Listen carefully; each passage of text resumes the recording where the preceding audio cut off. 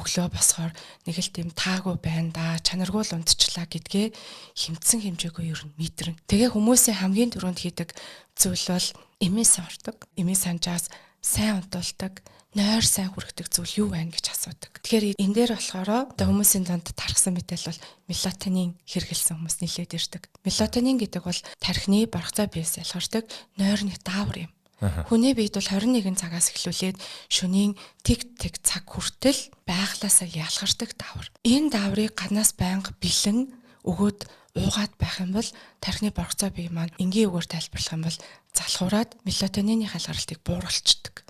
Тэгэхээр насан туршдаа гаднаасаа заавал мелатонин уухгүй л мелатонины дутагдaltaй болчдөг эрсдэлтэй гэсэн үг. Тэгэхээр аль болохоор мэрэгжлийн эмчит хандаад миний нойр хямарч байна. Энэ зүгээр нойрны хямрал юм уу?